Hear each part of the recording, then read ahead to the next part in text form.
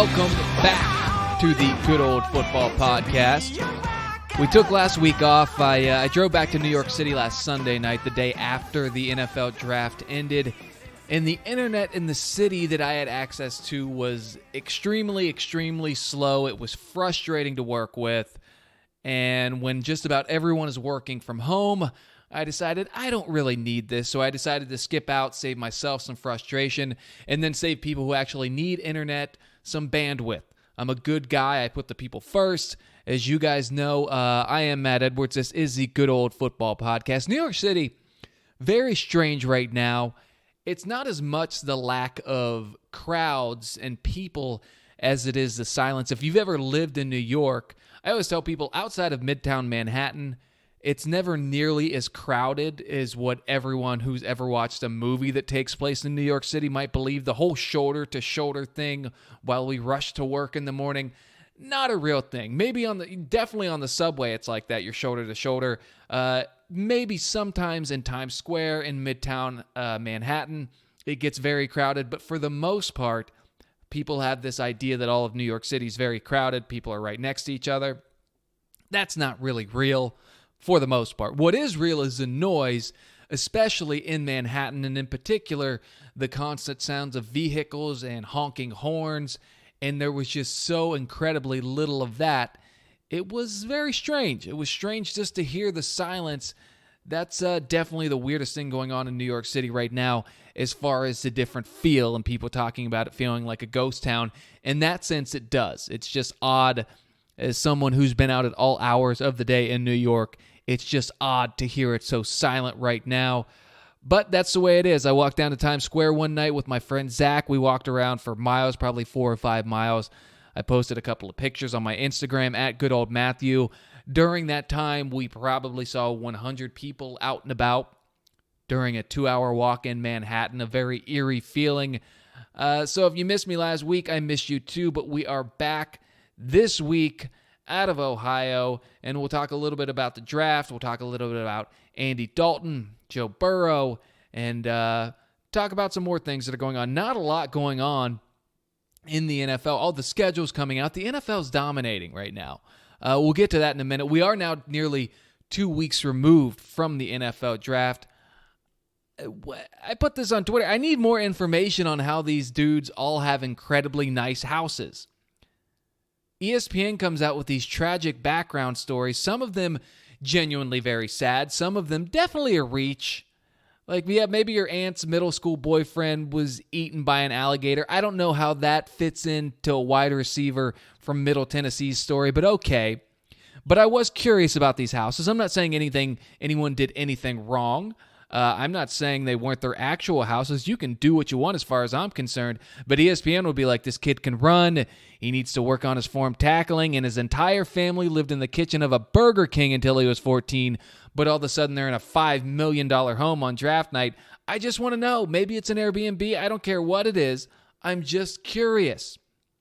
If it's not your house, I want to know why. And that's okay. I live in crummy places, and I'm good with crummy places.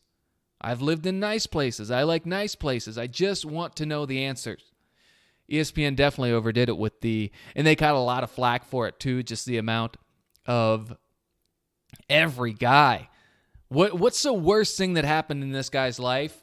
And let's make sure we put that out there during the best moment of their life so that everyone can know just how bad, or really not that bad, they've had it in the past. It got awkward at times. Let's say that.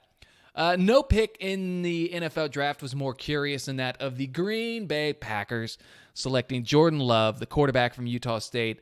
And I've said it many times before, the Packers and the Colts are the two franchises in my lifetime that constantly get away with bonehead moves because they've had all-time great quarterbacks for the majority of the last 25 years, and that masks the incompetence of the franchises overall.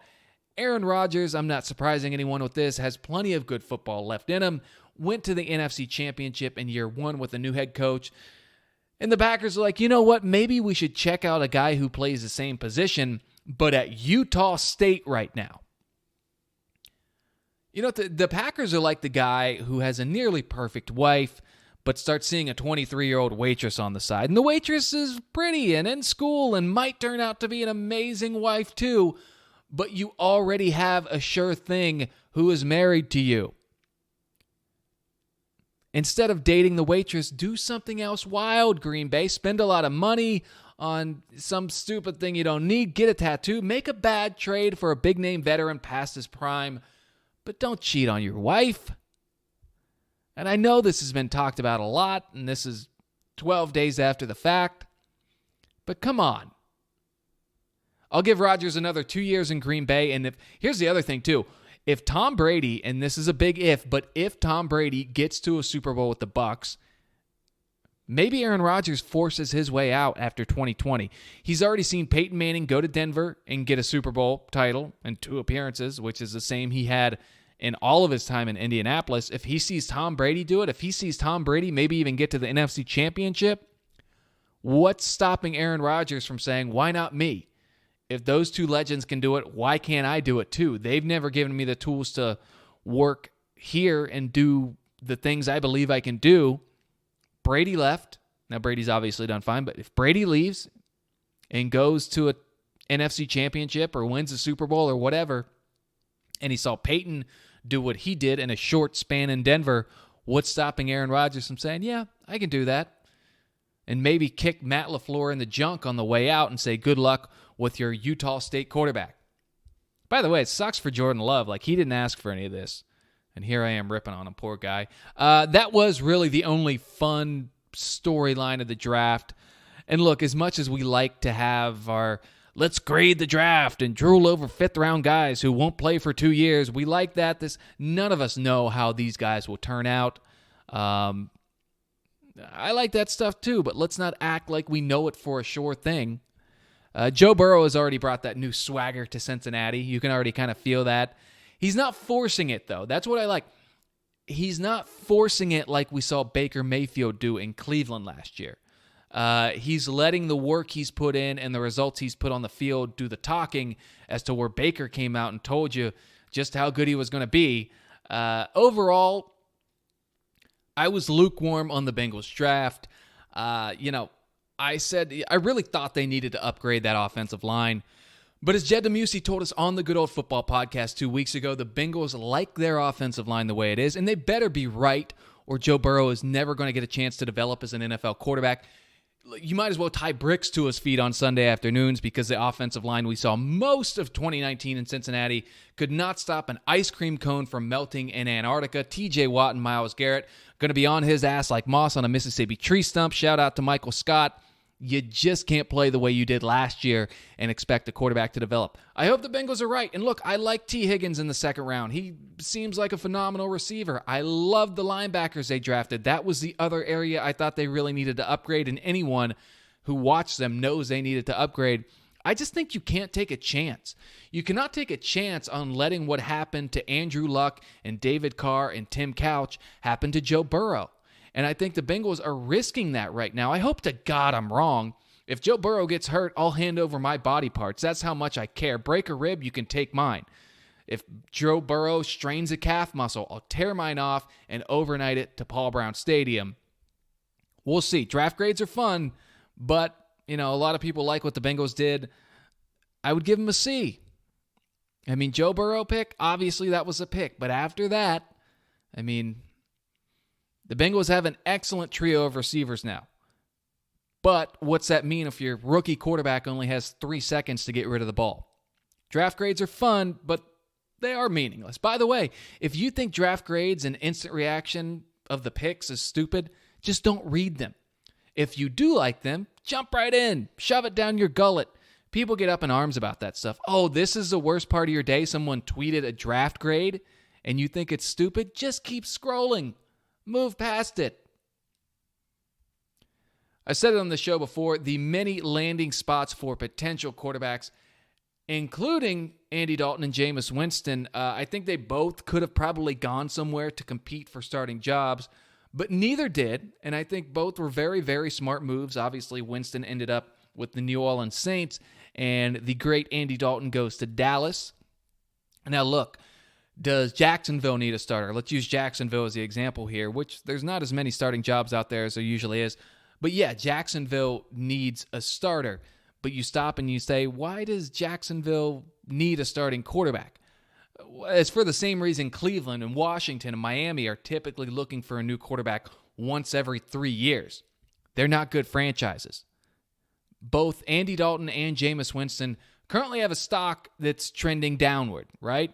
They're going downhill right now. They both went places this year where they could succeed, look good, and end up in a spot next year where they can revive their careers, get that stock heading back upward. Both New England and Pittsburgh could be looking for a new quarterback next year. There will probably be a couple of teams looking for someone next year who we're not thinking about right now, who could use a starter. Andy Dalton, by the way, knows, he would never say it, but he knows if Dak Prescott gets hurt, he's going in, and I said it 1,000 times, Andy Dalton and Dak Prescott nearly identical as quarterbacks. In the event Dak goes down, Andy Dalton has a shot to make the playoffs and, hey, maybe finally win in the playoffs. Kind of makes you wonder if Andy listens to the podcast, right? Huh? Andy Dalton, by the way, when's the last time you heard about a dude as good as Andy Dalton? Athlete or not, he might be an actual angel. I mean, as soon as he was released, the tweets just start pouring out about, still, even though he knew he was getting cut in Cincinnati or traded, he knew he wasn't going to be in Cincinnati in the months to come. I mean, the whole time still helping the city out as we go through this pandemic and donating to medical workers, and just a good dude. I mean, grade A dude. I hope he does well wherever he goes. And he's been a better quarterback than he's ever gotten credit for. No doubt about that. Before he got to Cincinnati, they made the playoffs, I want to say twice in about a 19, 20-year stretch. He made it in his first 5 years. And I know not all of that, I know as well as anyone, not all of that had everything to do with him, but I've said it 2,468 times. He can be a very good quarterback with the right team around him. The Bengals at the time had the right team around him, and right now he's in a situation in Dallas where there's a very good team there, and I think that's what Dak Prescott has, the right team around him, and that's why he's looked so good. We talk about Dak now a lot of the same ways we talked about Andy when he was in year 3, year 4 as a quarterback in the NFL. So we'll see what happens there. By the way, I mentioned I thought the Steelers would have been a good spot for Jameis Winston. Reportedly, they were in, I don't know if that was ever from Schefter or Rappaport or anyone who is usually out in the lead for those things, Jay Glazer, but reportedly the Steelers had a little interest in Jameis. It did not end up happening. Starting to wonder if guys are listening to this show in the NFL, right? Sad news yesterday. The great Don Shula died, a Northeast Ohio native and all-time NFL winningest head coach. He died at 90. Craig Smiley told me a story about Don Shula. I think that was during Super Bowl 45 in Dallas, I want to say. If you ever see Craig out at a bar, you can ask him to tell it. We kind of decided probably not a great time. It's nothing bad about Don Shula. If anything, I think it makes Don Shula look even cooler, but probably not the right story to tell the week he died. More of a good bar story, but Don Shula all around well-liked by certainly everyone who has stories about him. So, Northeast Ohio guy, Lake County.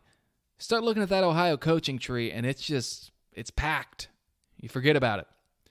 So RIP to the great Don Shula. The NFL schedule will be released at 8 p.m. on Thursday. I do love that every other sport is just kind of sitting back and fading into black during this. And the NFL is like, yep, we're going to keep finding ways to suck everyone in and just punch the rest of you in the face. Every other league just struggling. When can we get back out there? NFL's like, no. It's the offseason. We're going to continue to dominate. NBA and NHL playoffs should be dominating the ratings in May. Instead, the NFL, biggest draft number ever. And it's going to have us, we're going to tune into that draft show on Thursday, or the schedule show on Thursday night, and tweet and talk about it like it's the Super Bowl. Feels like the opening game, I took a look at this. Opening game probably going to be Chiefs-Texans, you got to think. Kansas City has a very soft home schedule next year.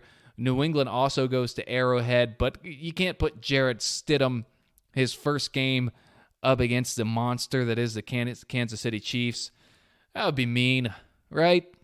So maybe Goodell will do it. We'll see. I'll be curious to see if the NFL puts the Bengals and Dolphins in prime time, a potential Joe Burrow versus Tua Tagovailoa. Cincinnati visits Miami in 2020. That could be one of those Thursday night games, right? Maybe like Thursday night, week 7. So if one or the other is not looking great, they can, shoo it off as a Thursday night game and kind of move on. I personally hate when my favorite team plays in primetime games. You have to sit around and wait all day. I like a Sunday 1 o'clock Eastern kick, but when your team that's kind of the catch-22. If your team's doing well, you're going to have more primetime games. And so, unless you're in the NFC East when every single one. Tell you what, Andy Dalton, if he ends up playing in Dallas, he'll have a chance to get that Andy Dalton sucks in primetime label off his forehead because the Cowboys play about 67 primetime games per year. No international games in 2020 either. I could take those or leave them. Kind of the same situation. I don't like it when my team plays at 9 a.m., but if the Jaguars and Raiders are playing and I can have that on during my Sunday morning routine, great. So the schedule comes out Thursday at 8 in the NFL. I'm curious to see what they're going to do next to grab our attention and suck us in. So we'll find out soon, what game. That'll be the other thing. Are they going to put in provisions in there to kind of say what happens if they don't play a full 16-game schedule? Maybe they go to 12. We'll see. There's been talks of them moving it later back in the year. We're kind of going to get a good measuring stick, right? A lot of states opening up this week, a lot of countries. Italy, who I think they're opening more things up this week, so we'll see how it goes. And let's hope it all works out.